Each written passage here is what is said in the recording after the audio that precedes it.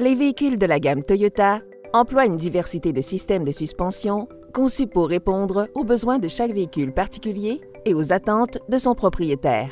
Ils ont tous la même fonction, mais chacun met l'accent à divers degrés sur certains attributs individuels. Par exemple, les suspensions de camions procurent généralement une forte capacité de transport de charge, tandis que les suspensions de voitures sont normalement conçues pour le confort.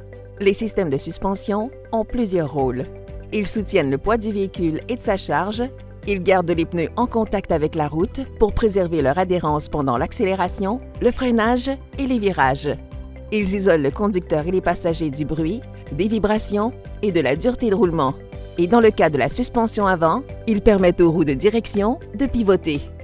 Parmi les principaux composants des systèmes de suspension, il y a les ressorts, les amortisseurs ou jambes de force, les bras de contrôle et les coussinets.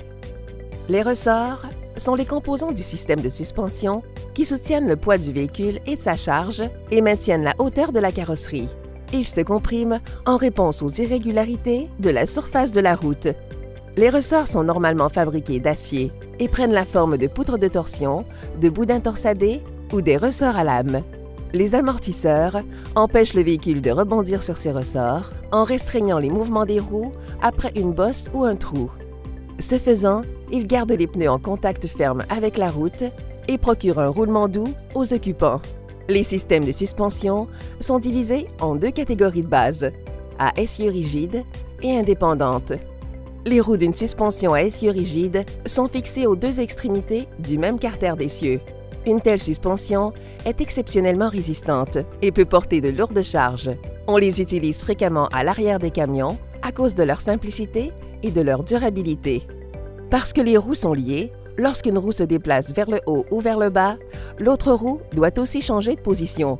D'autre part, une suspension indépendante permet aux deux roues de se déplacer séparément sans que le mouvement de l'une des roues n'affecte l'autre. On trouve souvent des suspensions indépendantes à l'avant de camions ou de voitures et aussi à l'arrière de nombreux modèles de voitures et de véhicules utilitaires sport. On peut aussi catégoriser les suspensions selon la géométrie de leurs bras et de leurs articulations, soit les composants mobiles qui raccordent les roues et les essieux à des points de pivot montés à la structure du véhicule. La forme, la taille et la position des bras déterminent la trajectoire que suivent les roues en montant et en descendant. Les véhicules Toyota emploient normalement un de deux types de suspension avant indépendante, à double bras triangulaire et à jambes de force McPherson.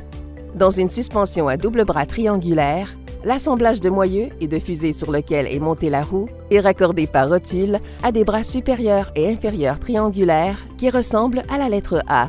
Quant aux jambes de force McPherson, elles sont très souvent utilisées à l'avant des modèles à traction avant parce qu'elles sont légères et surtout compactes, ce qui permet de dégager de l'espace dans le compartiment moteur.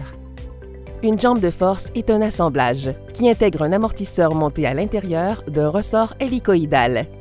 Il se peut que votre modèle Toyota ne soit pas doté des caractéristiques et fonctions expliquées dans cette vidéo. Vous trouverez toute l'information à ce sujet dans votre manuel du propriétaire.